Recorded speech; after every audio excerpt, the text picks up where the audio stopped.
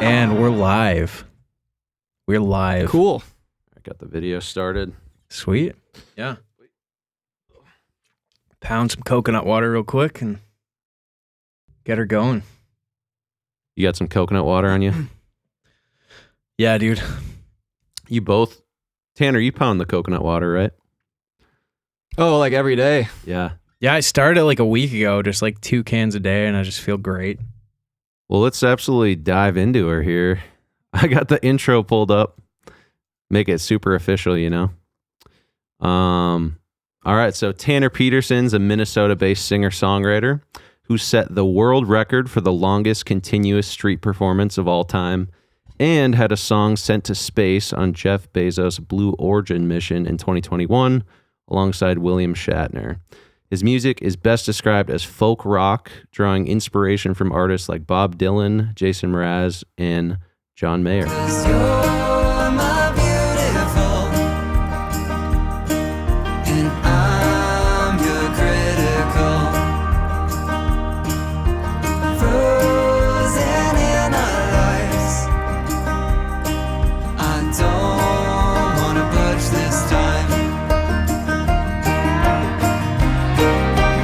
So welcome to the pod. Yeah, welcome on. I didn't know that. Thanks for having me. That's sweet, dude. You got to tell the story about the space thing. I didn't know that. So it was really random. I go to this convention called Taxi Road Rally. Dustin went to it with me one year when he was living down in LA. Mm-hmm.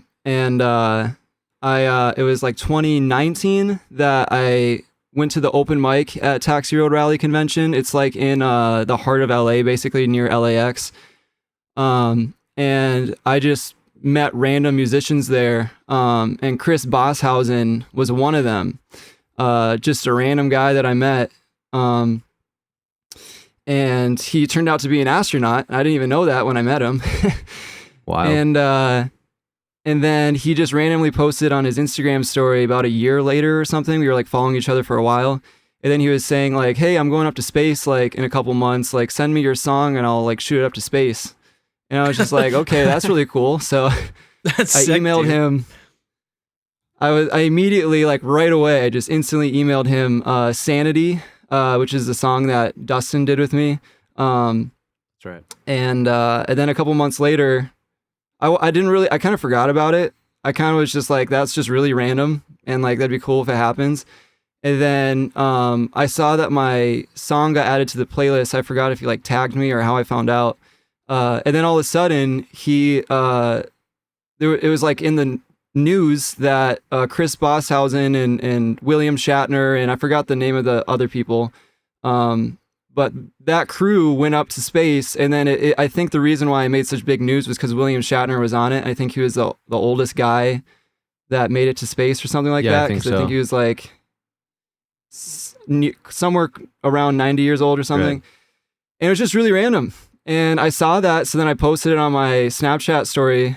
And then the local newspaper, there was one of my Snapchat friends was like a writer for the local newspaper here in Mankato. The Free Press, and she was like, can I write about this tomorrow in the Free Press? I was like, well, sure, why not? Like any press is like, I'll take any press I can get. And then and then all of a sudden KEYC wanted to interview me about it, and it was just like a total like, wasn't planning on any of it to happen. Mm-hmm. But then local like KEYC, the Free Press, and I think St. Peter Herald, I can't remember how many different networks covered it, local ones. And then it just happened. So it took no effort at all other than I just met a random dude. Yeah, so they just played it in the like, what do you call it? Like the cabinet of the rocket or whatever they're in, right? It'd be really cool if they played the song, but no, they didn't actually play any of the songs. They had like, I think they had like... It was like a hard drive? They took the file... They had it on a Star Trek USB. Okay. Oh, that's right. Yeah. Yeah. Once it was over, they Chris Bosshausen sold he was like raising money for some charity or something, and it sold for I think like $8,000 or something like that. Nice. You get a royalty split on that? I know. I was Where's gonna the say space performance royalties? Yeah, dude. Does that exist yet? Right. I think there was somewhere around 200 to 300 songs in total on the flash drive. But yeah, it happened. It was so strange. Yeah, I remember that. Yeah, it's just like just a random fun thing to add to a little bio, right? It's just funny how you just literally never know like who you'll meet and what it'll lead to. Like sometimes just showing up and doing stuff, that's kind of like the name of the game, because I don't know. That's how you make those kind of connections. So I think it's really, really cool, man. Yeah. Well, I guess we can talk a little bit how we met. So I think I was playing a show. Was it just like a songwriter showcase in Mankato, Minnesota, just small town. And I think you just showed up to it. We started talking about like veganism and stuff, and like because we were both vegan, and then like somehow we randomly brought up just super trippy law of attraction topics, which I don't know why you just randomly start talking about with a stranger, but somehow it got brought up. I remember. Yeah, maybe you remember. I remember exactly. So I remember I met you at some sort of studio that's like torn down now. They don't have it anymore. But Ocho, Ian Hilmer, Selma, and you were there. And I remember my old bass player from my high school band, Urkel, was there. And Ryan, I forgot his last name, the rapper. Yeah, I can't quite think of him, but yeah. That was the first time I met him too. I met a lot of new faces for the very first time that day, which is like kind of cool, like to look back sometimes in your memories. Like there's like one memory where it's like, that's where like this whole new chapter started. Like I met all of these new people that stayed in my life for like years after. But yeah, I remember I met you for the first time. We talked about California briefly. And I just thought you were like a dude that liked to go to California a lot. I didn't really know much about you. And I don't think I followed you on social media. I just like knew your name and saw your face. And then I was bored later that summer, because we met in the spring. And later that summer, I was like trying my best to just meet as many new people as I could, because I was 18 years old, didn't know anybody, just graduated high school. I decided not to go to college, and I wanted to pursue music. So I was like, I got to meet new people. And I saw on I think you had like a sponsored post or something, or maybe I saw it on like a billboard on the Coffee Hag. Yeah, probably. But I saw somewhere an advertisement that you were playing at the Coffee Hag, and I was like, oh, I remember that dude. He's really like into like LA and going down there and stuff. And this was after I had lived down there for a while. I lived down there for like 4 months, and then I came back. Yeah, so I was like, I'm just gonna like go to this guy's show, just see how it goes. And then I remember when you were done with the show, I just started talking to you again. And then something about, I was saying how sometimes you go to a new city and then you just run into someone that you know, just randomly. And then you were like, yeah, I think it has something to do with frequency or something. And I was like, oh yeah, 100%, like law of attraction. And you were like, yeah, I'm like hardcore into that stuff, by the way. And I was like, oh, really? Because I am too. And then I don't even know what brought up the veganism thing. But then you brought up you're vegan. I said, I'm vegan too. And then all of a sudden we were both like, okay, well, we can probably be friends now. Yeah, we just started talking about stuff. And then we kind of just started. I think I remember writing down somewhere. I was like, I just want to like find some person in Minnesota that's like understands like, I don't know, not only is like trying to do music, but like kind of understands like law of attraction stuff, something you can like nerd out about over those things. Because I think Tanner, you kind of explained this to me when you first got into like mindfulness, yoga, meditation, tons of stuff, you know, that me and Braden talk about on the podcast. Didn't you feel like you were pretty ostracized, like from just like getting into that stuff in high school, right? Because that's like one of the biggest things when you first get into that stuff. It's like you go way down the rabbit hole, but then like unless you know someone else who goes down that rabbit hole, like it's kind of, you feel really isolated for a while, you know? Yeah.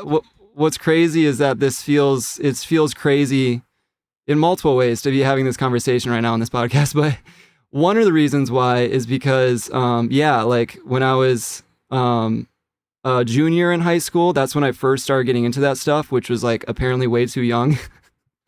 Because I would tell my high school friends about all the new discoveries that I was like kind of learning about with that type of stuff, going down, because I went deep down the rabbit hole, especially after, because I was dating a girl in high school, and after we broke up, I was kind of like, okay, there's nothing left to do but to like dive deep into this stuff, because I didn't really care about school or anything like that. So I dived deep. It was between junior year and senior year when like I had a whole summer to myself to basically just like read. And I remember like listening to, it was initially the YouTuber Elliot Hulse that got me into all of it. He's the one to blame for all of it.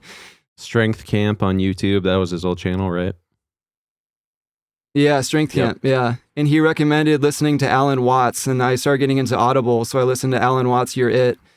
And then it just one thing led to another, and then I listened to Eckhart Tolle's Power of Now and the New Earth. And then I just got into like a bunch of stuff. Like I listened to Osho back in the day. I don't really listen to Osho anymore, but this was before the documentary came out. I didn't know anything about like the controversy with him. But I just got obsessed with spirituality, and I had conversations with other people that were so synchronistic that I felt like I was catching on to something. I felt like I just knew I was onto something, and I had too many coincidences happen. And it was only like 2 or 3 people in my life that I was able to have conversations with about this stuff. So everyone else in my school wasn't on the same wavelength. So that's when I got into trouble my senior year. I would share these ideas with other people in my high school, and basically people were like worried about me, and people were like thinking because if you talk about this stuff out of context, like you do sound kind of crazy. So they didn't have any way to understand it. So I got extremely ostracized. And then I actually made a YouTube channel called Holistic Tanner, and I have a feeling that someone on this podcast may know me well enough to remember those days where I created a YouTube channel where I would just talk about spiritual ideas completely on my own, just talking to a camera. And I was just hoping that someone out there would understand and like connect with me. And I met a couple people through doing that. I remember I met this one guy from Germany, and we would like talk to each other. And I just wanted some people to just remind me that I'm not crazy for like diving deep into this stuff. And then I graduated from high school, and then I went down to California, and then I met like 10 people who were like hardcore into this stuff. And then all of a sudden I went from feeling crazy to like, holy shit, like I'm not crazy at all. And like, thank God I didn't doubt myself like with these thoughts and stuff.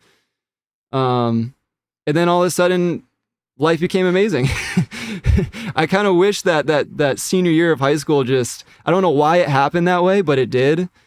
And I guess it was just supposed to happen that way. And yeah, it was crazy.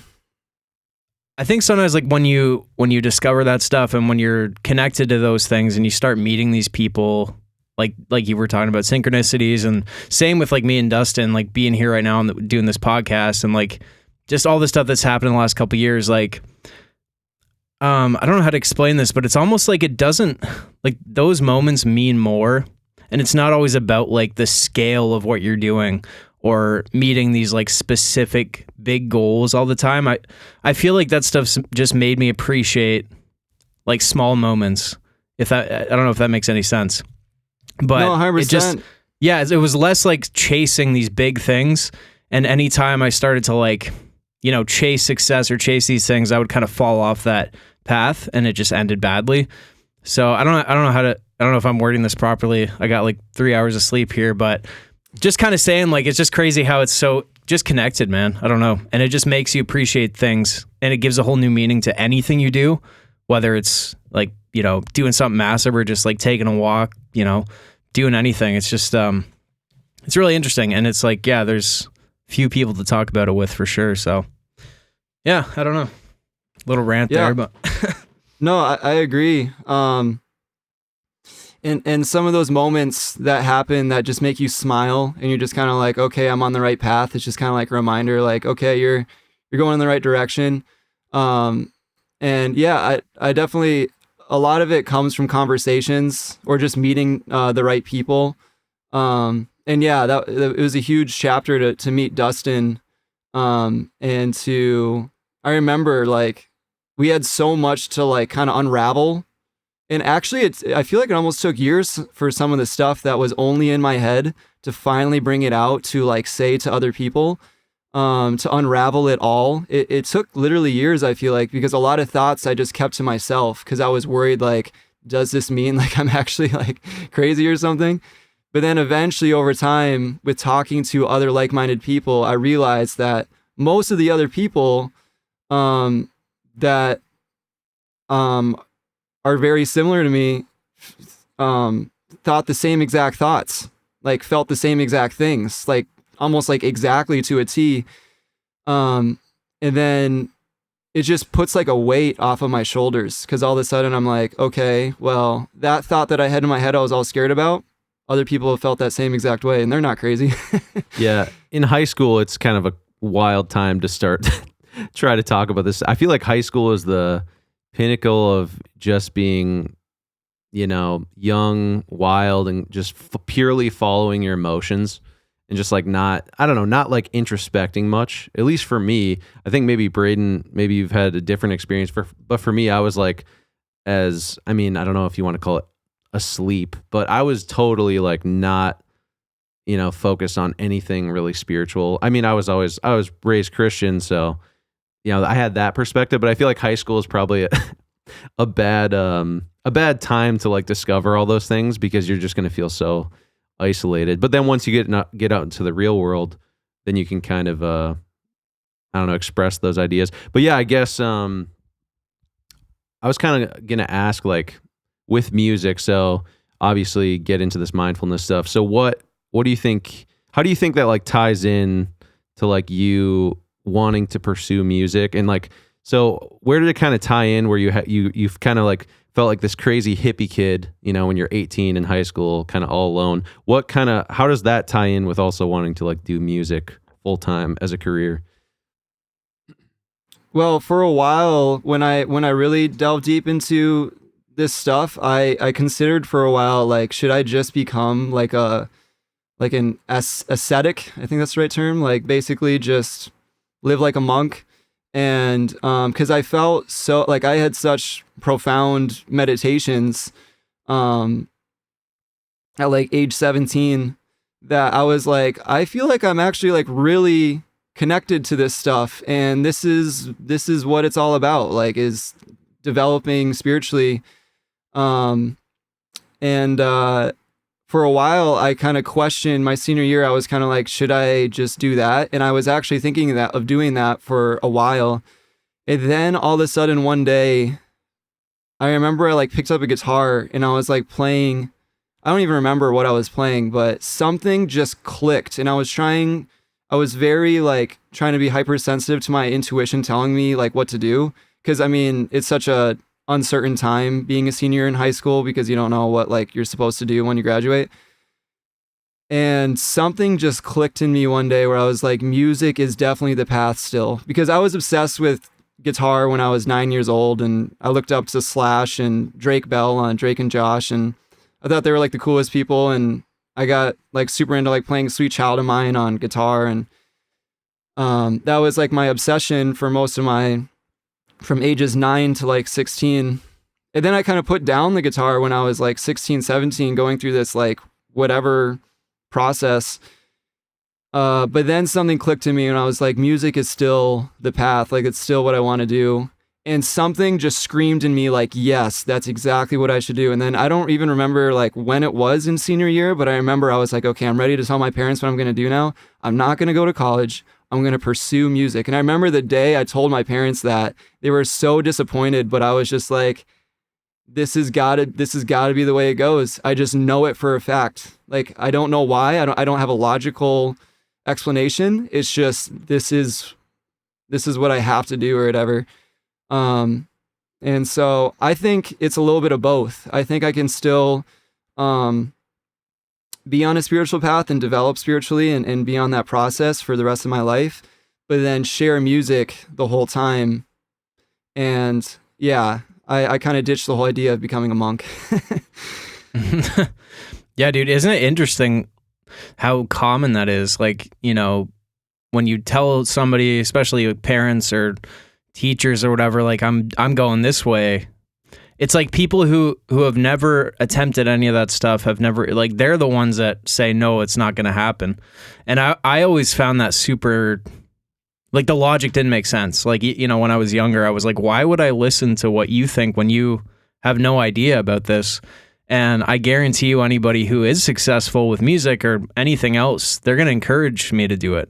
You know what I mean? Like, doesn't mean, you know, it's not a harder path, you know, just because of how society is laid out. But at the same time, it's like, it's not as insane as people make it out to be. Like, if you just work hard, you know? So. Yeah.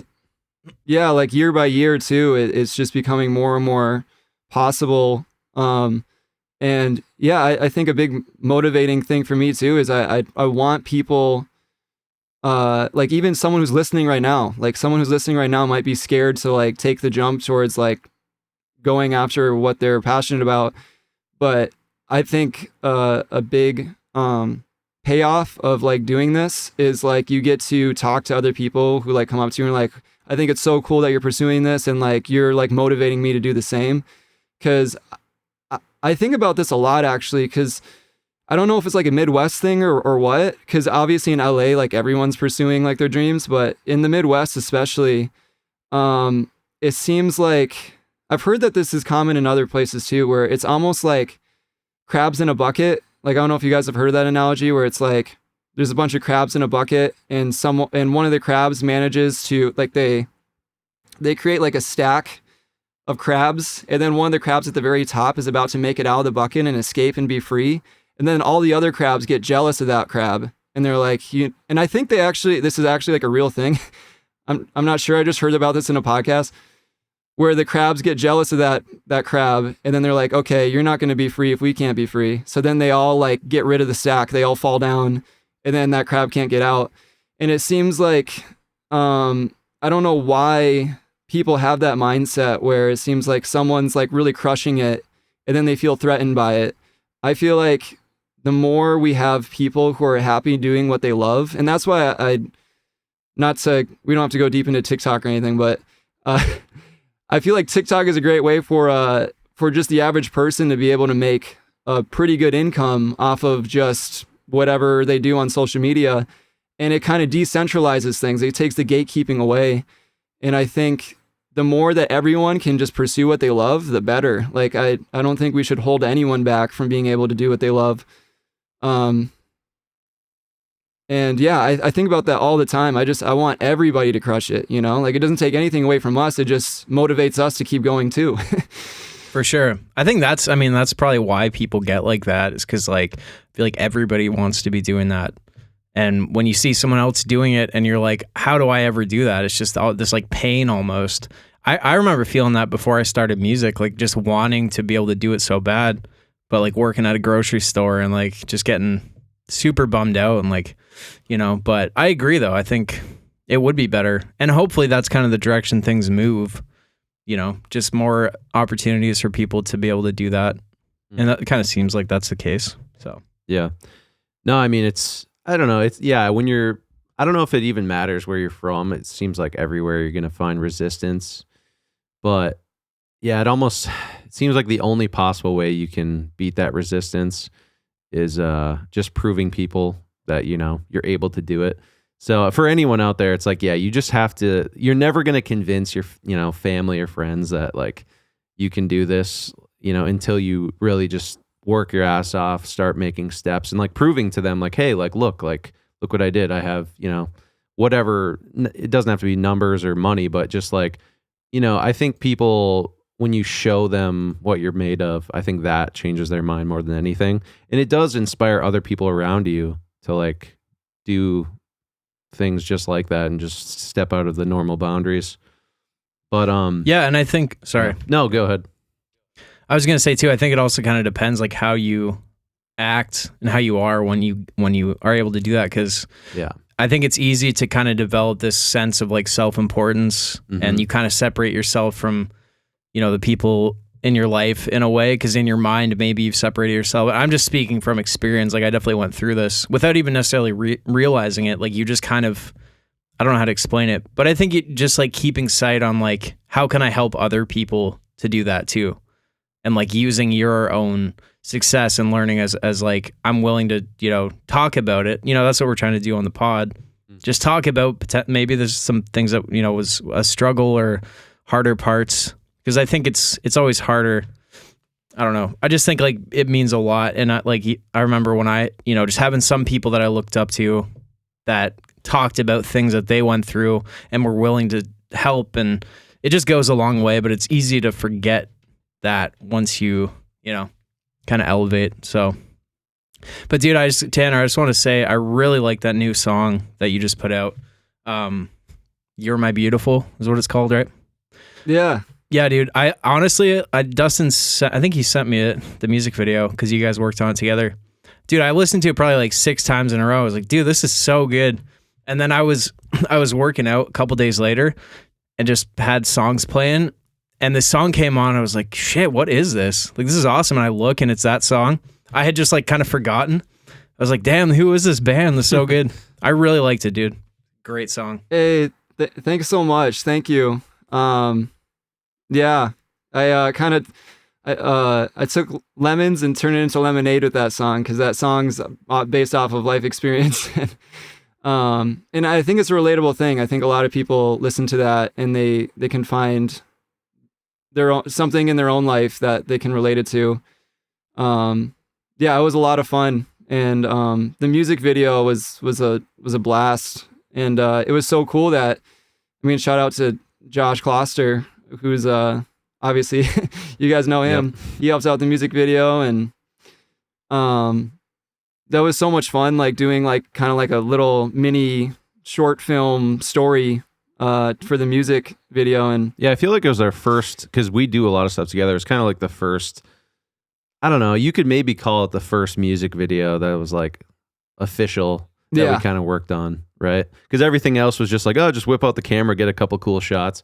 But it wasn't really super planned, and we were like, hey, let's actually make a music video.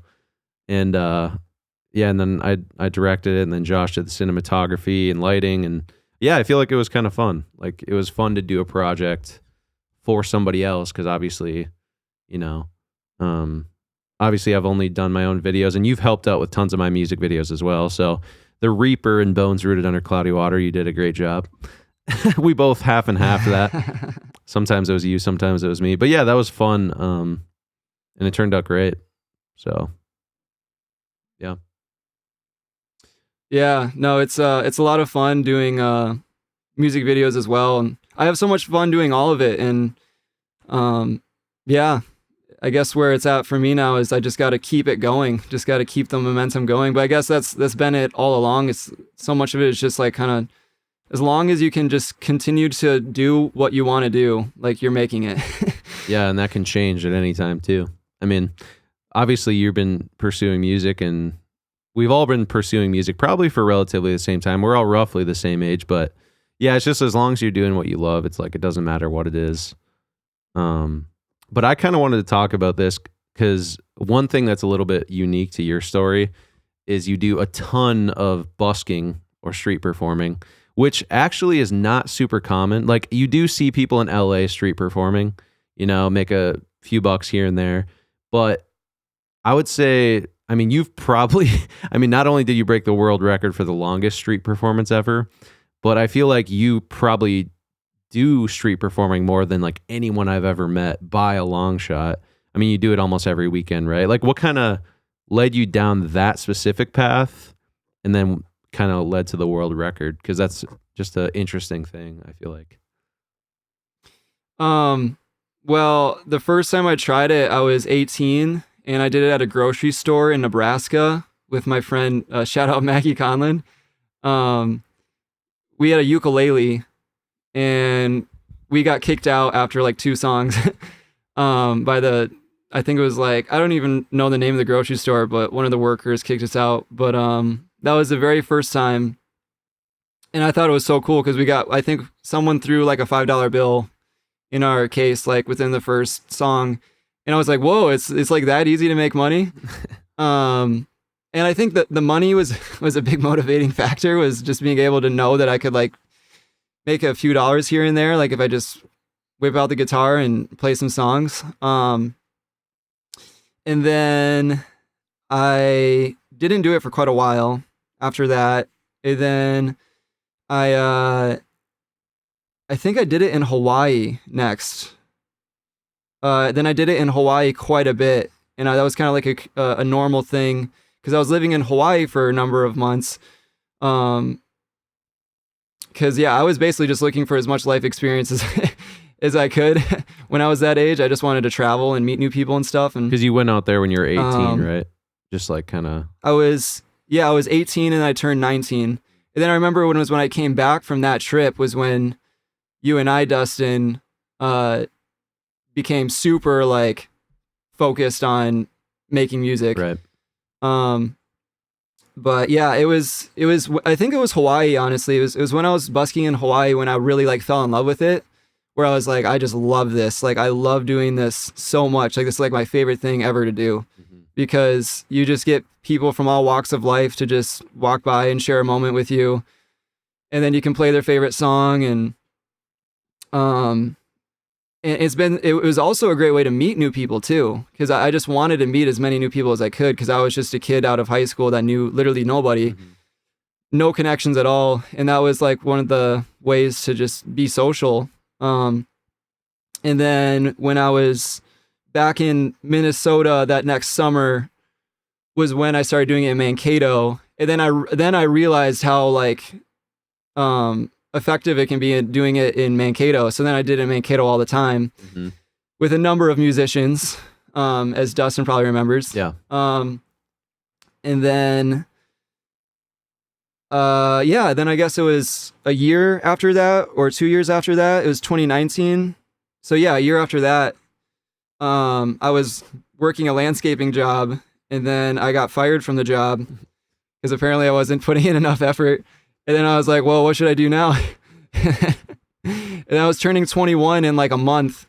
And then I just randomly, I don't even know what made me think of it, but I was like, what if I was just like, what's the world record for the longest street performance? And I looked it up and it was 25 hours. And it was like these kids in England that held it. And then I was like, well, 26 hours, I've been awake for longer than that, or 25 hours. So I was like, I think this is actually doable. And then I remember I told Dustin about it right away. I was like, I feel like I should do this. And Dustin was immediately like, yeah, you definitely should do that. Like, do it. Yeah, I remember walking down the Santa Monica, or I was on the beach at night. It was like, I think it was like 10 p.m. on the beach in Santa Monica. And you're like, yeah, I'm thinking about attempting this world record, blah, blah, blah. And I was like, yep, 100%, no matter what it is, just do it. Like, because I knew that you kind of were able to just like run off adrenaline for hours on end. And I mean, we could kind of share that in a similar sense. Just like sleep isn't that important. Just absolutely go for it. Right. Yeah. But yeah, then I was just like, yeah, let's do it. And then I don't know how long after that you attempted it, but it was about a month after our conversation. I had like a month of preparation. Right. Because I wanted to do it around my birthday. And then I didn't want to get too cold either because it was right turning into September. I think I had a show I headlined. It was my first headline show ever, and it was at the Garage. And that was the same day that you were attempting the record. And then I was going to give you a shout out because I was going to have you come after, because you were supposed to be done with the record like late at night that night. And then I was like going to bring you on stage after the record. But then you just absolutely like, you immediately stopped. Like, I don't remember. You can kind of tell a story of like what happened, but. Yeah. I was gonna go, like I finished. So I started at 3 p.m. on Friday and I finished on 5 p.m. Saturday. And I was so like, just like shell shocked, I guess. Like I was like overly tired. Like I just felt numb because I went through like Yeah. so many different like stages during the 26 hours. And I was there for the beginning of it, right? Like we set up together because there was rules there was a bunch of rules you had to follow, and then. And shout out to your brother Jack. I remember he was handing out business cards for like hours. That's funny. That day. Yeah. Because I remember my parents were like, yeah, that Jack kid is so nice. He keeps giving all these people your business cards. That's hilarious. He was just handing them out left and right. But yeah, you were there. You sang like some songs with me, I remember. That's right, yeah. But yeah, when we finished, I was definitely out of it. And then I had a number of hours because I think you were getting on stage at like 9 o'clock or something, or maybe like even 10 o'clock. Mm-hmm. So I had a couple of hours. I was like, maybe I'll just take a little nap. And I was so out of it. I set my alarm. I was going to set my alarm for like 7 p.m. But I was so out of it that I set it for 7 a.m. and I didn't even realize. So then I fell asleep and then I woke up and it was like 4 a.m. already and I missed it. But it's probably good that I didn't go because the person that was going to drive me was just as sleep deprived as me. Oh yeah, because she was there the whole time. Yeah. Yeah. That's funny. And I feel like that would have been a little risky having two people drive up to the cities, which is like an hour drive. Mm-hmm. Literally running on like no sleep. So yeah, it could have been a little risky. I was gonna say, when you do like the world record thing, does somebody come and like supervise it, or how does that kind of work? Yeah, so full disclosure, I have the world record for World Records of Music LLC .com. I try to get Guinness involved. I didn't know exactly how to do it, and I think maybe it's different now, but I think back then they charge you like at least $1,000 for a judge to be there. I think it's more than that. And I didn't even have right. It might have been like $2,000-$3,000 or something. It was quite a bit, yeah. And I remember I didn't even have that amount of money on me. At the time, I was 20 years old.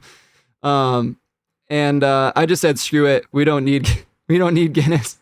So I did it anyways. And we live streamed the whole thing on Facebook too. So then people were like, oh, so where's the proof? It's like, well, go on my Facebook. Like the whole 26 hours is still on there. Like the whole thing's live streamed. But it did get verified by the LLC that keeps track of like world records of music. And that's actually, I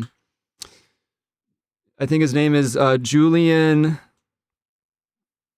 I forgot his Julian Ruckus. Julian Ruckus keeps track of all of that. And he's the guy, he's kind of a wild guy from, I forgot the name of the city in California. But he holds a number of world records, and his goal is to create the never ending concert. He wants to create a concert that never ends. He wants to have people just constantly like clocking in to like take over from the last band, and then the band just keeps going nonstop, and then he can like hold the world record for like the never ending concert or whatever. And then he also told me too about how like Guinness World Records, he's not a huge fan of them because he's tried to like work with them before, and he was saying something like apparently they give like world records like dictators. Like they gave a world record to like the president of one of the countries in the Middle East. I forgot the name of it. But apparently he's like a dictator, and he just like bought the record basically. He's like, yeah, I'm going to just pay you money and you can give me like this plaque for a world record so I can look better to my country or whatever. I don't know. Maybe that's not even true. I don't even know. But he was like kind of being like, yeah, you don't need Guinness. Like you'll be fine with just me. So I was like, well, I don't have the money anyway, so I'm just going to go for it. I'm just going to full send it. And then a number of people afterwards said that I should do it again, but get it verified by Guinness this time.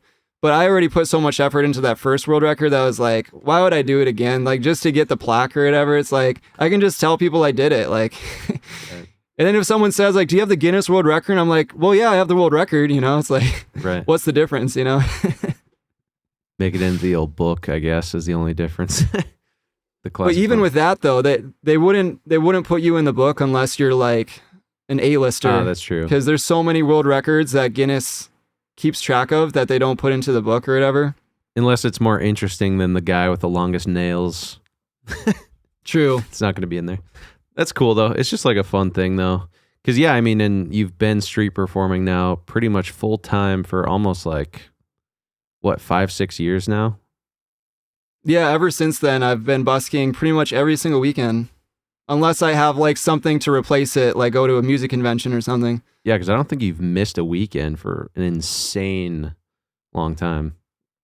Well, there was one period in the winter of 2023 that I actually did take a break. I took a break for like a month or two, and that was actually a really that was kind of a depressing time because I was like, "What? Why am I not out there?" But I had a bit of an experience that winter. I got kicked out of a mall, and then I could only play in like one spot, and that was like a really shitty spot to like play. And then I went through a breakup at that time too, and I was like, I'm just gonna back away from doing this for like a couple months. And it was actually kind of a good thing. I feel like it was a good reset because once I got back into playing again, it felt all the better to like go back to it. So I took a little bit of a break once, but What was the craziest experience you had doing that? Like that someone did or someone you met or like... Yeah, because you interact with tons of people all the time, right? Like you always tell me stories of crazy busking. yeah, I always keep Dustin in the loop with just like whatever's going on. I'm trying to think. There's so many things. I mean, I've seen a lot of fights break out. I've seen a guy like attack a cop right in front of me. That scared me. The cops kind of appreciate it, that I can see a lot of the stuff because like they know that I'm always sober down there. So then I can kind of let them know like what's going on if they like miss something. Kind of like their bird's eye view. Okay. I know exactly how to answer that question. Actually, I survived a shooting once while I was busking. That's by far the craziest thing. So I was in La Crosse, Wisconsin. Dustin knows everything about this story, but across the street from me, there was a fight that broke out between two guys, and one of the guys lost. I think they were just having like a physical brawl, and the other guy like lost a physical brawl. I heard this from the cops later on. I was just in my own world busking. But these guys got in a fight across the street from me, and then one of the guys got really mad that he lost the whatever fight, so then he got into his car, grabbed a gun, and I don't know how much I can say without like, I don't know if like if YouTube has like any keywords I shouldn't say. Do you guys know? I don't know. I'm sure you're fine. We'll just take it out if it... All right, this is the uncensored, I guess. But I don't think I've said the F word. I think that's one of the ones that they like demonetize you or something. Fuck. We're not even monetized yet, so... Yeah, we're... Say whatever. Yeah. But yeah, so he went to his car. Apparently he grabbed his, well, yeah, he definitely grabbed his gun. He went across this, he went to this one way, but he didn't take the way you're supposed to take on the one way. He went the opposite way you're supposed to take on the one way. He drove by, he started shooting at this guy that he was like pissed at, and then he ended up shooting into Polito's pizza place. And then a number of people got hit, but I mean, obviously it's like a freaky, scary thing. Nobody was fatally injured. He like aimed low and it just hit people like in their legs, I think. Yeah, crazy. You were live Absolutely streaming crazy. during this too, right? And I was so the crazy part is I was live streaming and then I got the audio of it. And I was dating speaking of like synchronicity and like weird like synchronicity stuff happening. I'm going on like a million different tangents. This is kind of just how I talk, but while I was right after it happened, I got the audio of it and I turned the live stream off. I hid inside of a restaurant like everyone did for like a while, and then I saw like this cop come out with like an M16 in his hands, and I was like, okay, this is definitely getting real. Like, this is insane. And then while I was hiding in the restaurant, the girl I was dating at the time, she messaged me just saying like, hey, is everything okay? Like, I just had this terrible feeling that something just happened. And I was like, I literally just survived a shooting. She was like, are you serious? Like, I knew something was up. Like, she just like sensed that like I was in danger somehow. Mm-hmm. And I was just blown away by that. I was like, how did you know that? Like, Unless she was on the live stream. No, I'm joking. But she wasn't though. She wasn't. well, if she was, she totally like lied to me then. Yeah, But yeah. I don't know why she. I don't know why she would make that up, but I've heard of that a so- lot though. So that's definitely not a. It's not uncommon for Yeah. people to sense when others are in danger, just purely intuitively, which is wild. Yeah. But then I got the audio of it, and so like the next day I was like, I wonder if I should send this audio to the police station in case they don't have it. And so then I was like, okay, why not? Just be a good Samaritan. So I called the police station in La Crosse, and they said they didn't have the audio of it. So they were like super glad that I had the live stream going during it. So I sent them the audio of the gunshots going off. And then a year later, I mean, this just happened somewhat recently. I got a subpoena in the mail saying that they want me to go to court to be like a witness for the shooting. And I was like forced to go, and I didn't want to drive like freaking 2 hours to get over there just for like a court thing. But then the guy who was prosecuted did a plea deal or something like that. So then they didn't have the court date. So I was let loose. I didn't have to go. So I was kind of relieved about that. But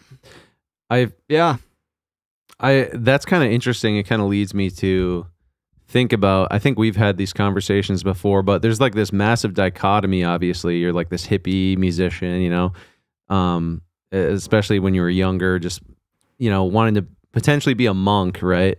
But then you spend also a majority of your time in these lower vibration environments, busking.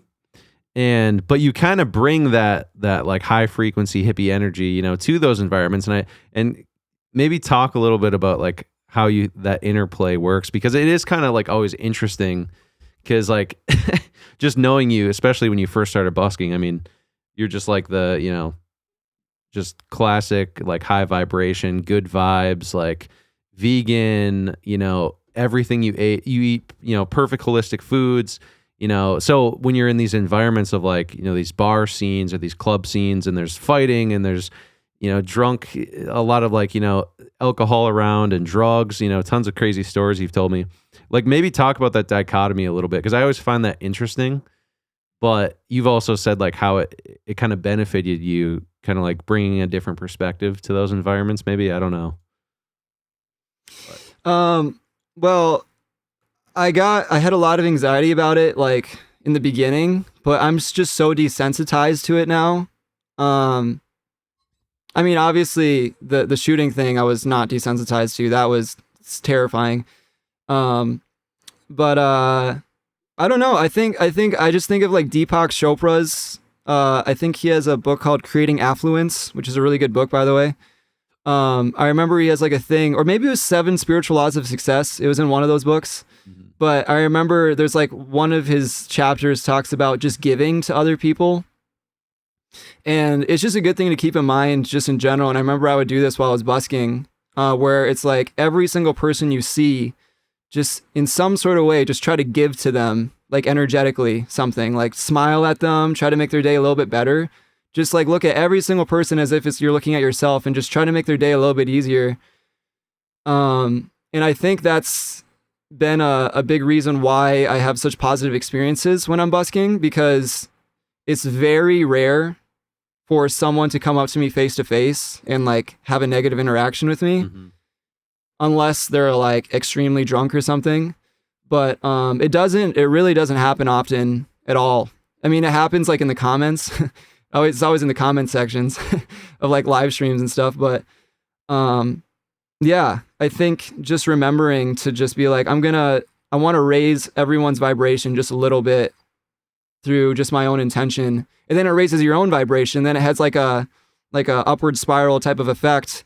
And then sometimes you get really amazing experiences where you get like a whole crowd around you, and you're just building on this energy, and like the whole crowd is just really feeling it with you. And like, that's one of the reasons why I love busking is, I mean, it feels like a live show almost, where it's like, you've got this crowd of people, they're all feeling it with you, and you're all just in the moment together. And all of a sudden you can all just escape reality for a little while. You're just, I mean, that's the whole point of a concert too. I mean, But I don't know. I think busking just feels so natural to me. And then also it's easier to get, I mean, one of the biggest reasons why I stick with busking is because as all independent music artists know, it's hard to get people to come to a venue, to your show, and sell tickets and like have like really good turnouts doing that when you're like, when you got to do it all on your own or whatever. But with busking, you always have a crowd. So that's always been huge for me. It's like I always know that there's always going to be new people coming in, checking out my music every single time I go busk or whatever. But I do love shows too. I love shows as well. They're just harder to pull off.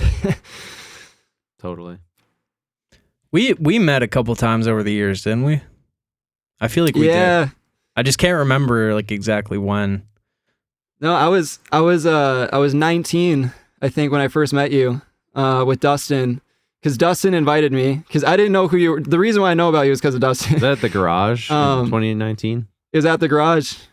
Okay. Yeah, he was like, "Do you want to come to a Say We Can Fly concert with me?" I was like, "Hell yeah." Yeah. That's right. I remember we like came up and talked to you, and I remember Dustin. So I want to say this too. I think it's just so, because I've watched every single episode of this podcast so far, and I remember that first time. Like I know Dustin saw you before, but me and Dustin saw you at the garage, and I remember after the show, me and him like were like talking about whatever we were talking about, and I remember I was like, I wonder if Braden would like be on the same wavelength with all this stuff. And Dustin was like, "Oh, by far, he definitely would be." And I was like, that'd be so crazy. Like, I just like imagine in my head, like, it'd be so crazy if like Braden was like very similar about like all this stuff. Well, because I think we talked about it at the show a little bit. Because I was talking. Did we? I think I asked Braden. I was like, "Oh, so did you get into Warped Tour?" I don't remember what. All I remember is like, because Braden, in your show, sometimes you talk about like duality, and I think you mentioned maybe like some law of attraction type idea. And then I think maybe after the show, I was like, "Oh, it was really cool that you talked about that." Like, you know, and then I think Tanner mentioned something about it. So that was the context of probably why we thought you were into that kind of thing. Just all the trippy philosophy. I said something about it, and then I remember, I think I said something. I remember Braden's eyes lit up, and he was like, "Oh yeah, definitely." And I was like, and that kind of made us be like, "Oh, like he thinks the same way." Some maybe. obscure thing, I'm sure, that like you would only know if you were obsessed with that kind of thing. Yeah, dude. But it's just so funny. It's so funny thinking back on that concert, and now I like watch you guys on this podcast, and it's like this crazy like full circle thing where it's like, here you guys are talking about that exact like stuff that we were like wondering. Like, is like, does he think the same way? But I mean, really, I guess when you meet a lot of creative artists, because I totally agree with you, Braden, that the more you go on into like the spiritual, like consciousness, like meditation stuff, the more your creativity just like keeps going like more and more up. Oh yeah, I did used to talk about that at shows. That was kind of a thing though. It's like, because I always was thinking about it, and it was a big part of my life. And even like Dustin just mentioned, like Warped Tour, that was like straight law of attraction, straight visualization every single day before bed. And I'm like, I'm playing Warped Tour. And it's like, I was always like excited about it because like you said, like you start to see things happen and you're like, oh, this actually works, you know? But it's like, how do you convey that to people? So I always try to just like between songs, just kind of talk about little things here and there, you know? But yeah, it's crazy, man. Even for me, like just, you know, with the whole like wanting to make Farlight, like the movie, it's the same thing, dude. It's like, how am I, like, it's just an idea I had, like a seed that was there for so long. I'm like, how is this ever going to happen? I don't know anyone to do it with, nothing. And then suddenly just like meet the right people. Like, I just had this feeling to be like, I was in Minneapolis before a tour. I was about to fly out somewhere. And I was like, I remember that Drawn to the Sky guy like lives here. I should see if he wants to hang out. I was so tired, but someone was telling me like, no, just do it. So I went to play mini golf, and then it just all worked out. But it's crazy because there's those moments where you can either follow your intuition or you don't, you know? And like, what happens if you don't?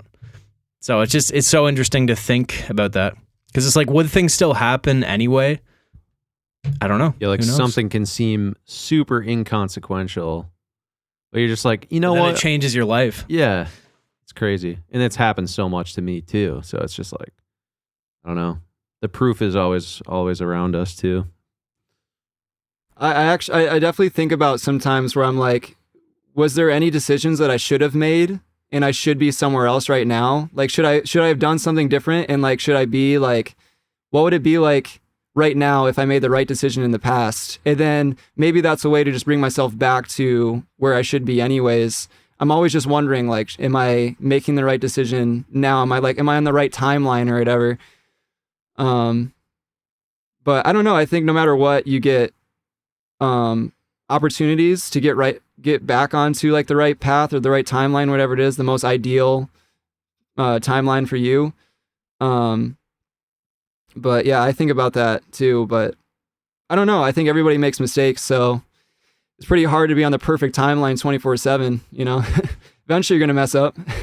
Yeah, man. And I think sometimes too, it really just all about appreciating your own timeline. Like even if it's, because I've thought about that too. It's like, wow, what if I had made these decisions? I could be like playing arenas or something right now. But then now I'm just like, I don't even want that personally. Like I'm so happy with like how my life is now. But so it's just interesting where you find yourself, you know, like your values change, like the things you want, things that are important to you. At least that's been my experience. So yeah. Yeah. I always feel like you think you want a certain thing, but then when you're faced with a decision that truly threatens either one path or the other, it's like whatever one like trumps the two, it seems like sometimes it contradicts what you originally thought you wanted, right? And I think about the self, you know, I thought I was going to be in LA for 10 years, being a full-time songwriter, doing this, you know, maybe doing film scoring and all these things.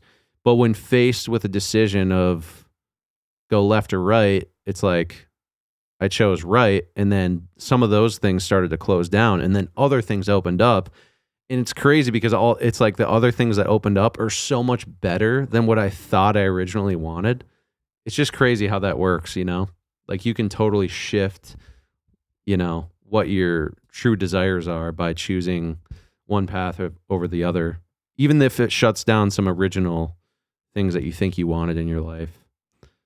I don't know. Well, and it's kind of like what Braden said too, where like I think sometimes the things that's more fulfilling is stuff that happens within you from like whatever experience. It doesn't have to be an exterior like superficial result that has to happen to like really feel like you're like progressing, you're like going where you're supposed to be. A lot of it is just internal of like, did I develop from within the thing that I wanted to develop or whatever? And sometimes you don't have to depend on your exterior circumstances. And then I think too, like when you align yourself on the inside first and you don't rely on the exterior, then the exterior stuff kind of just takes care of itself anyways. Once you do the work within first or whatever. I don't know. This kind of just a random thought. No, I think that's so true. And I've really actually noticed that like these days now where I'm like the most fulfilling feeling is to have those moments where you feel and you know like I've actually grown and you're in these situations or you have these thoughts and you actually process them differently. But it's not something that you really can see happening. It just happens over time. And then you hit this moment where you're just like, I really feel like I've grown. And like you're kind of proud of that and you're fulfilled by that. So I think it's, yeah, very true, man. Because then it's like when you do the external stuff, having that, you know, internal change makes those moments even better. So totally agree. I think I've seen examples too of other people where they have what I want externally, but then I'm like, I don't envy them at all though. Yeah, because there's something else. It's like, I don't want that life. Yep. Yeah, I think, and it's a lot of times when you do get the external things you want, it never feels how you hoped.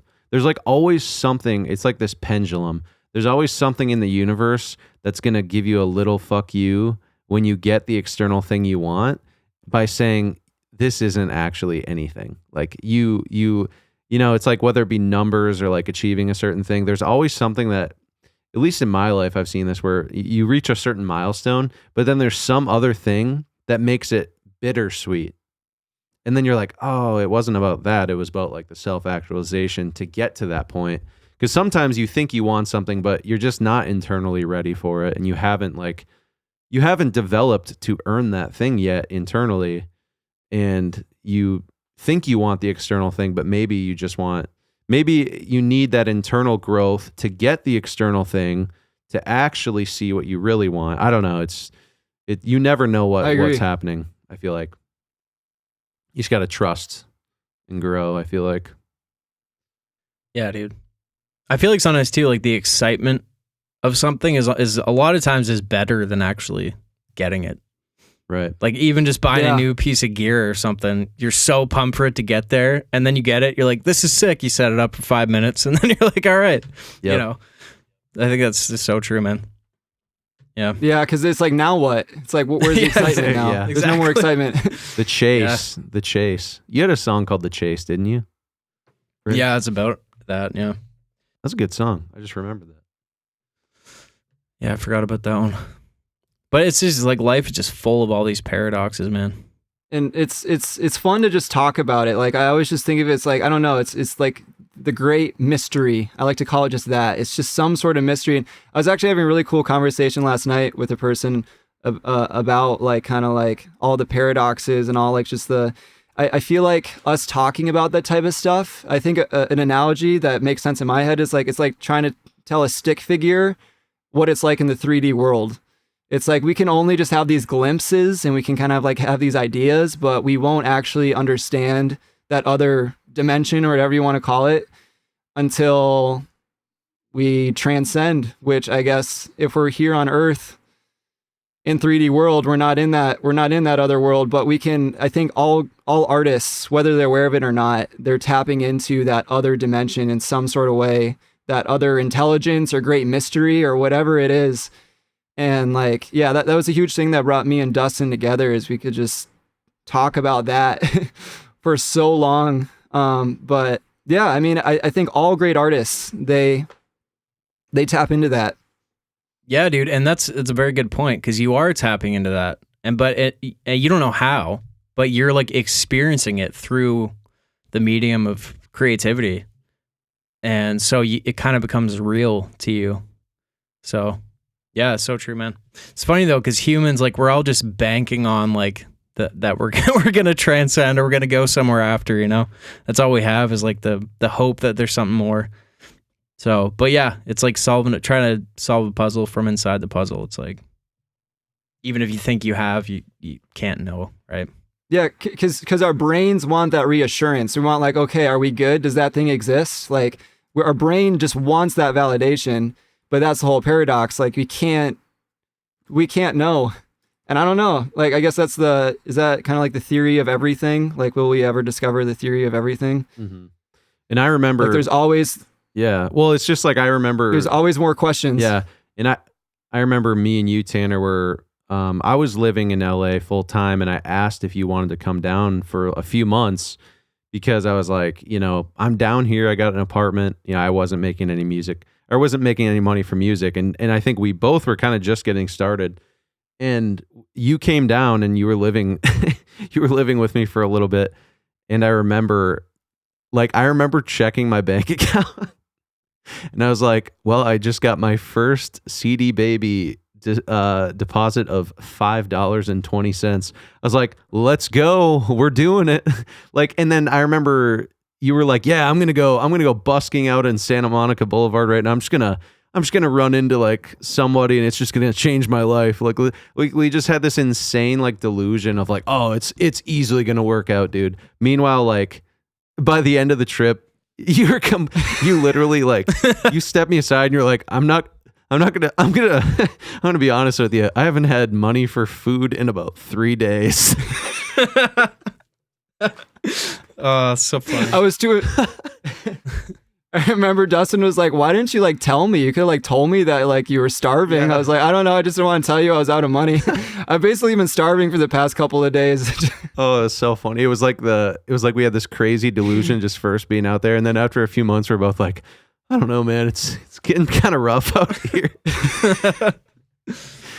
And then, And then didn't you get like you're like, I gotta get a job. You're like, I gotta get a job out here. And you're only out there temporarily. You literally, yeah. What was the story? You like applied for Chipotle. Oh, I was like, you should apply to Chipotle because if they hire you, they give you one free bowl per shift, and then you can eat every day that one bowl. That's awesome. So I had like about like 3 or 4 weeks left in LA, and so like my plane ticket home, and I was definitely out of money by that point. And I was like, I need to make more money because busking is not doing it. I didn't realize how like people just do not care in LA. Like you have to be like the most sensational act busking on 3rd Street Promenade or Santa Monica Pier in order to like actually get people's attention. Because there was like I remember there was that, I don't remember her name, but she was like a 12-year-old violinist, and she was an absolute prodigy. She would get these massive, like just a sea of people around her, and they would just continuously throw money. Like, I don't know how much she would make in like 1 hour. Yeah. And then there's just me over there in the corner just busking, and like nobody cares about singing me Bob Dylan at all. Singing Bob Dylan. Yeah, I was lucky if I could make like $20 in a day. I remember the first day I was there, that was the most I ever made, was $60. And I was like, oh, if I could do this every day, that's not so bad. But that was the only day I made $60 was that first day. Yeah, you're like, dude, I'm going to be fine. $60 a day. Like, I'm going to be sailing by the end of this trip. And then by the end, you're like, yep, what did you do? You applied to Chipotle and then you worked there for like a week. I was like, yeah, I need to find other ways to make money. So I applied for Chipotle because I had worked at Chipotle before in Mankato for a little while. So I had it on my resume. So I was like, well, I've got experience. They'll probably want to hire me if I have experience. And they did hire me thanks to my experience. And then I remember I came home that day and Dustin was like, you should have just like got the job and then take the free bowl because they give you a free bowl after they hire you. Just take the free bowl. Okay, I quit. Just actually get the free bowl. It's like, well, you got a free meal at least. So how long did you work there? 1 week then? Or? I worked there for 2 weeks. For 2 weeks, I worked there. And then on the second week, I was like, well, I got to fly home in like 2 days. So probably can't work here anymore. I'm like forced to go home. And I remember the manager, he wasn't even mad at me. He was just so stunned. He just looked at me in disbelief. He just like he had no clue that you were just planning on working there 2 weeks. Yeah. So I worked there for 2 weeks. I got one paycheck. Yeah. And I got a lot of free bowls. The biggest reason why I wanted to do that job was just for those free bowls every single day. That's funny. Yeah, I remember that. And it's just like you think, like, I think about that now, like that being in those conditions. And it's like, why did we ever think that it would ever work out at all? Like, it's like, there's like no evidence whatsoever. We were so delusional. And you're like, yeah, like, it's like, I'm just going to keep going. Like, and it's funny because you think about it, you know, me and Braden talked about this. It's like, if you had to do it all over again, it seems like it'd be so impossible because you know what it actually took. And it was a lot more than you originally thought. But it is funny because you need to be like completely like out of it. Like you almost have to be, and it makes sense that people call you crazy sometimes because they look at that and you're like, dude, you're practically homeless in LA. Like why do you think that this would ever, you know, lead to anything? But it's that internal self that matters. It doesn't matter about the external. It doesn't matter if you're literally starving for multiple days and too afraid to say something to your roommate or whatever. You're just like, I know that if I like keep building this thing within myself, eventually it'll reflect into the outer world. Kind of like the as within, so without. But yeah, it's just important. And it's just like, I think it's just good to like tell stories like that to people too, where it's like, you know, you can be going through it and you'll be fine. Like, you know, if you just stick to it. Yeah. So. And honestly, some of those memories become like some of the most fun part. Like I've met people before that kind of like quote unquote made it. And then they think back on those days when they were broke, just like the whole chase of it all or whatever. Like it's like fun back then because like you haven't gotten anything yet. So you're like, oh, what is this like? And then once you're in it, you know, it's different, but there's always something else apparently, or obviously, but. Yeah, and I think like kind of going off what Braden was saying too is like what's the, like it's kind of like you're playing a video game, but then you get all the cheat codes and then you can just beat the game just right away. It's like if you can just get all of it instantly, what's the fun in like getting it or whatever? And I think no matter where I'm at, like I definitely want to keep just pursuing goals for until the day I die. Like I just want to like keep pursuing bigger and bigger goals. But I mean, the whole point of it all is just to have fun while you're doing it. And there's always going to be a next thing or whatever. And then, yeah, I mean, I think a big part of it too is just the people, especially for music and stuff that's creative, like the people that you meet and the connections that you make with yourself, the connections you make within yourself, because it's kind of a journey within yourself while you're expressing yourself creatively. And it's, you're learning so much about yourself through the people that you connect with and the memories that you make. I mean, the most fun I've had doing this music thing is when I just have those crazy stories happen. Like that's the most fun part about doing music.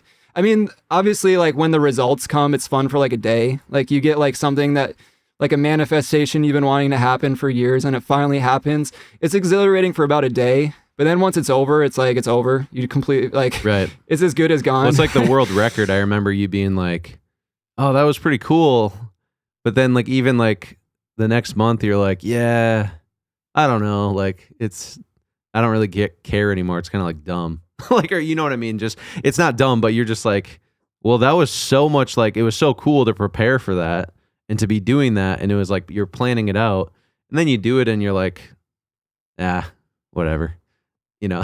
Well, yeah. I think I was just saying that in comparison to how excited I was when I was initially doing it. But I will say, I think the world record, I'm very glad that I did that. And I'm thankful that happened.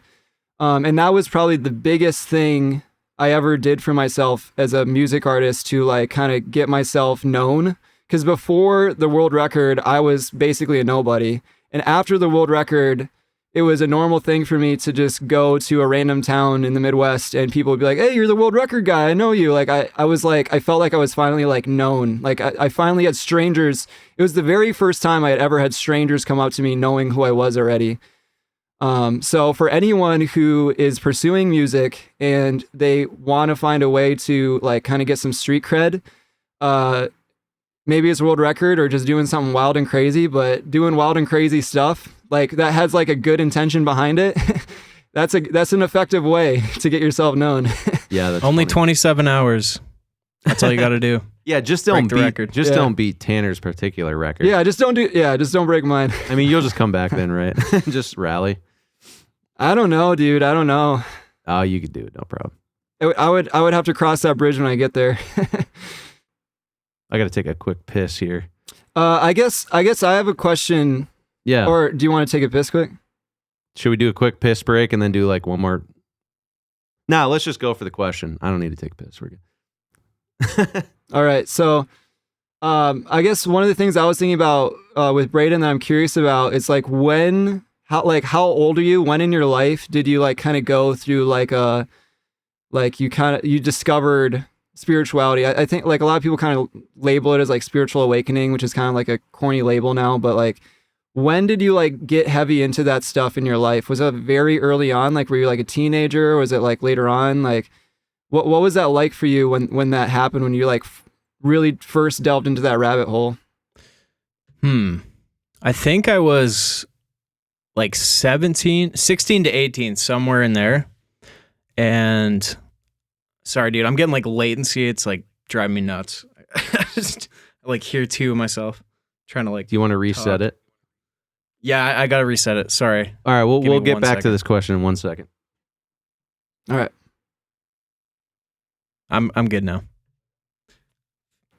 Oh, Dustin's gone. Okay. Yeah, I guess I'll answer it anyway. All right. Yeah, I think I was like somewhere between 16 and 18. And I think it was like just out of high school because I actually dropped out. Like I stopped. I didn't do grade 12. So I just left. I think it was maybe that year. But I remember I saw a Twitter post of this thing called Spirit Science. I don't know if you ever heard of it, but it was basically this like, it was like a little animated YouTube series, and it was like a really basic video about like meditation or something. And I was like, oh, this is interesting. And I watched it and I was like, whoa, like some like resonated. So that night I watched every single video, and I think I like did my first meditation that night, and some just clicked, dude. I was like, whoa, like I just entered this whole other kind of thing, and that was at the time when I was really starting to go for music and want to do it. So yeah, that's kind of what happened, and then it just kind of was a chain thing where I was led to discover like other people like Eckhart Tolle, like Alan Watts, and some other spiritual teachers, whatever you want to call them. And yeah, dude, the rest is kind of history. But it just kind of became a part of my life. But it was something that like I really resonated with, and I was like, I want to learn what this is. And then yeah, funny enough, actually, I don't know if I think I told Dustin this, but I ended up having to do a tour with this band, and I filled in as their vocalist. And while we were on that tour, one of the guys in the band, we were staying at his house, and he was like, have you ever heard of The Secret? And I was like, no, I haven't. He's like, it's the book in this movie, and he's like, I think you really like it. So he's like, so my uncle is Bob Proctor, who's in the movie. So it was his uncle. So we're staying at Bob Proctor's nephew's house. So he plays the movie, and I was just like mind blown. And I started to try it. I tried it with little stuff like cup of coffee or something, and I just started to see it work, and I was like, damn, all right, there's something to this. So I started to apply it to music like really intentionally, and everything basically that I set out to do happened. But yeah, I feel like now I'm like, there's just not so much stuff I want anymore, I'm just like honestly really content. So I don't know, hopefully that answers your question, but yeah. I was wondering actually, like how much you credit basically that type of stuff, like setting the intention, like manifesting, law of attraction, whatever you want to call it. But that's crazy that it was Bob Proctor's nephew. Yeah, that's pretty crazy. wild, man. But yeah, and I think that's a good reminder for me still. And I think me and Dustin, we get so wrapped up in whatever we're doing that I think I can say for myself, I start to forget about some of the stuff when it comes to The Secret, and just like you become your thoughts. I think a lot of fear can take over, where you allow your fears to kind of blind your vision. But it's just so important just every single day to just remember, like, you're basically kind of creating your life just with your thoughts or whatever. And yeah, I feel like I got to just remember that still to this day, because like I tend to forget, and then I'll remember, and then I forget, and then I'll remember and I forget. Same, dude. 100%. It's so funny because you end up sometimes in these spots where you're like, why? Like, do I feel stuck? Why is this nothing's happening? And then you're like, oh wait, okay, I got to look at myself and be like, what have I been thinking about? What have I been doing? But I've definitely thought, like, the older I've gotten, the harder it's gotten to stay connected to that. I don't know why. I think maybe before I was like, it's kind of that like mindset that's more childlike. Like the universe is so amazing and beautiful, and it's just easier to stay in that. But yeah, life just happens, you just get hardened a little bit. But yeah, I don't know. I feel like you can kind of get to this place though, where you're like, your default mode is kind of in a better space, Yeah. Which I kind of feel a lot more now, but. Yeah, I agree with that, where I feel like when I was younger, I had so much less, I was just a blank slate. I was like a blank canvas, and it was so much easier to just like really set intentions and just like do things. And now it just feels like there's just so much more filters. There's so much more stuff, and there's more baggage on me. And yeah, then it's just deciding like, what do I truly want now too? But yeah. What do you want? What do I want? I think the biggest thing I want right now is to continue doing stuff like the You're My Beautiful song and music video, and to continue doing the music thing and play bigger and bigger shows and go on a tour, and be able to, I guess, just do it full time. I already like what I'm doing. I just want to take it to a bigger level, I guess. And then also I just want to clear away my fears. I think I have fears that can kind of like follow me. But I think meditation and I go to a weekly meditation every week. Shout out to Triple Gem of the North. Bante Sati leads it in Mankato. Amazing organization. They do online meditations for anyone who wants to get into meditation. Just Triple Gem of the North. Just Google it. Hey, you've been going there for many, many years every Monday, right? Yeah. Since I was 17, I've been going to his meditations every week too. Like that's kind of just a normal part of my schedule, like the busking. And he's definitely my biggest, like, I guess, like mentor when it comes to like spirituality and stuff. He's from Sri Lanka. He's been a Buddhist monk since he was 19. And I feel like whenever I have fears, he helps me see them. He helps me like see what's going on objectively. And yeah, I think that stuff is so important. Just being able to get good with yourself, find the peace within yourself first, then everything else becomes so much easier. 100%, dude. Yeah, fear is a big thing, man. I still struggle with that too. And it sometimes it's just from like just trauma from the past that sometimes you just don't realize is really ingrained. But I don't know. I try to be more aware of it and like talk about it with people the odd time, because I just spent so much of my life holding everything in and not talking about anything with anyone. So I just think it's so much better if you just talk about it, even if you don't know how to fix it. Just kind of bring attention to it, you know? Yeah. Yeah. And well, me and Tanner, it's been our big advantage of when we met each other, you know, really young. We've always done this weekly call where it's basically what's going on, like every single thing of the week, kind of like get out all the bullshit, you know? And then basically we just talk about like, okay, what are we doing this week? What are our goals? And then it's like weekly goals and stuff. And I feel like that has helped quite a bit. Like at least it's helped me. I don't know about you, Tanner, but it's always been a nice thing to have, just to flesh that shit out every week, you know, kind of. Definitely. Yeah, it keeps you on track because, yeah, when you're just completely doing it lone wolf, completely on your own, that's when the fears can get so much bigger too. I think people take away the fears. Like if you're around a community of people, all that stuff that was in your head that like you just keep in your head, especially when you're alone, like. I mean, alone time is good, obviously. Like solitude is like really beneficial in some, in certain doses. But yeah, having that community is so important. So yeah, that's why. I mean, I felt so alone when I was in high school that I feel like so much of what I do now, and like when I get on podcasts and when I'm like posting about something, is I just want to be a voice for other people who still feel alone. Like there might be a number of people who right now who are listening to this who think the same exact way as us, that feel alone. I just feel like it's just so important for us to just like reach out to those people, because it's like it's scary when you're alone. Like I remember what it felt like when I was completely alone with all of these thoughts in my head. I had nobody to share it with, and I genuinely was scared I was like losing. And it's crazy saying it openly now, but I'm not afraid to say it now. Because I've done the work on myself, and I want to let other people know, like, you're not crazy. Like, you're not crazy for feeling this way. Just find a community of people who are going to support you. And yeah, I guess it's like that everywhere.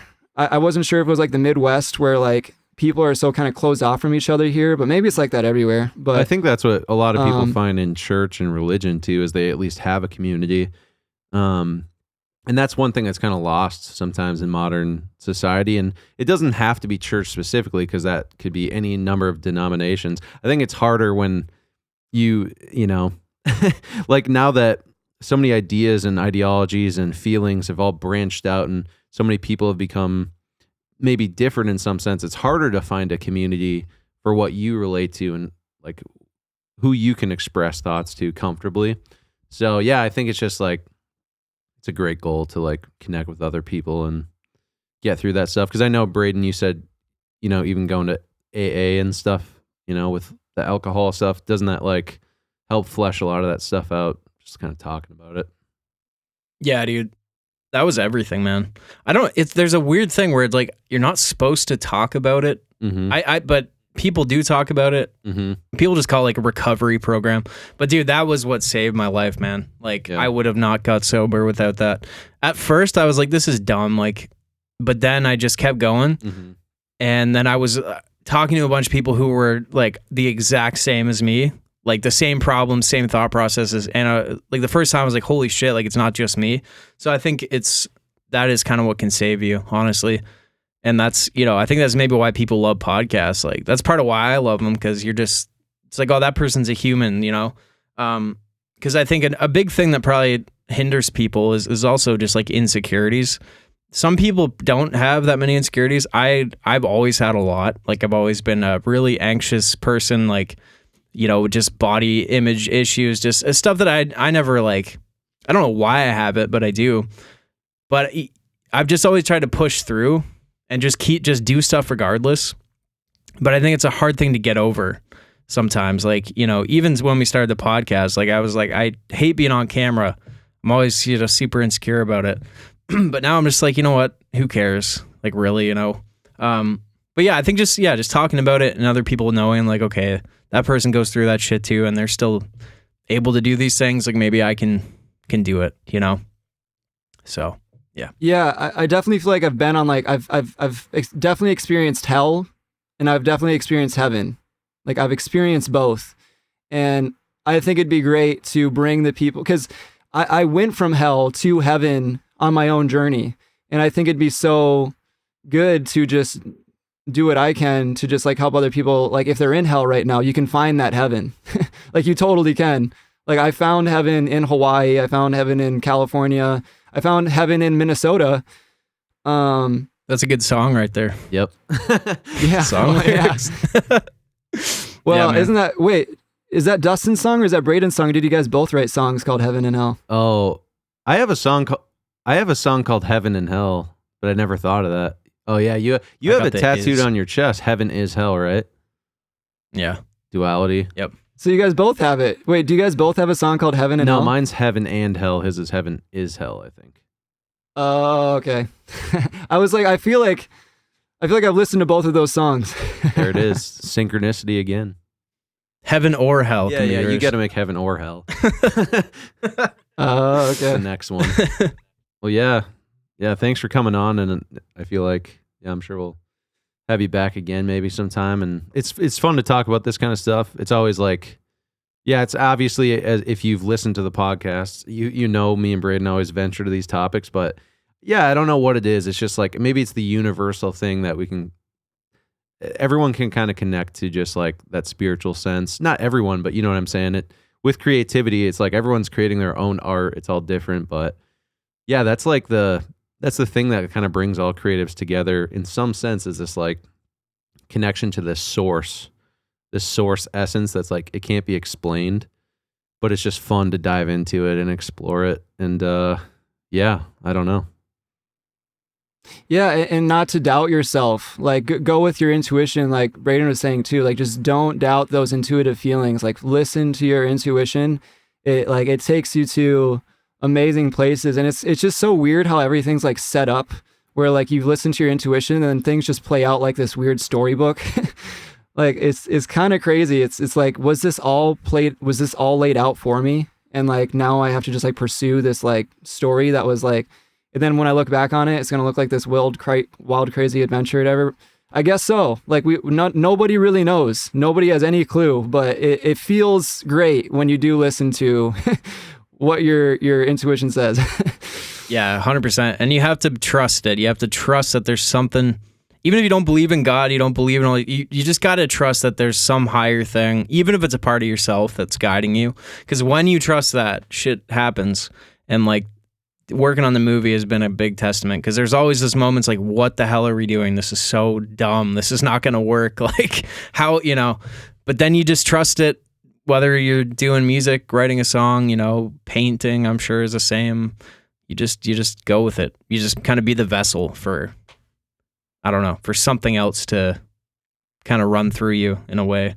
Super weird. But yeah, man, no, it's been good having you. Glad we got to talk. I haven't really gotten to know you too much before this, so glad we got to talk, and hopefully get to hang again in the future. And Yeah, for sure. I was wondering what would happen if all three of us got in a conversation, because me and Dustin have these masterminds all the time. I was like, well, this is going to be like one big mastermind, I guess. But yeah, it is kind of weird because this is the first time we've had like a full blown conversation, but it just kind of feels like I'm talking to Dustin. We're a little similar. I remember when you guys first started doing the movie together, I was like, Dustin, holy shit. Like it actually, Dustin, I remember back in the LA days when he did that song feature with you. Oh yeah. That was such a big deal for Dustin. I remember he showed me his phone of like, I think it was a message of Braden being like, yeah, let's do the song together. And then Dustin was just like so stoked about it. So funny, man. So it's been so fun watching this play out. And it doesn't even involve me, like so far it hasn't even involved me. But just watching it unfold the way it's unfold, it's kind of like watching a movie already. Like it's a movie within a movie. This is the movie. Yeah. It's just a big meta art project. That's all it is. Yeah.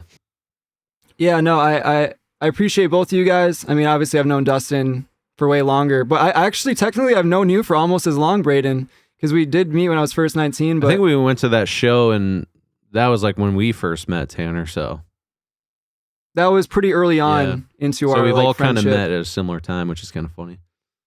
Just never. Yeah, and culminated. then it's just kind of up to the universe on how it all just unfolds from here or whatever, and it's cool.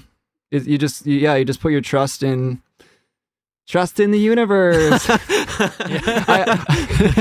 I always, I don't know, that so many like those phrases get so overused that I just like try to find my own phrase for it now. It's like, yeah, I got to come up with a better phrase for it. Like, it's so overused. Live, laugh, love, man. That's all you need. That classic sign that's always in everyone's house. yeah. But yeah, man. Sweet. Well, Great having you. yeah, check out You're My Beautiful on Spotify by Tanner Peterson. Anything else you want to promote before you head out? Check out the music video. Really, that's the biggest thing. Check out the song. Check out the music video. Oh, check out the merch. I got TannerPetersonMusic.com. I got merch on there. And then you can find me on all social media. I live stream every day on TikTok, which is a whole nother subject, which can be for another time. Hopefully we'll talk to Dustin Tyler soon. Another one of our mutual friends.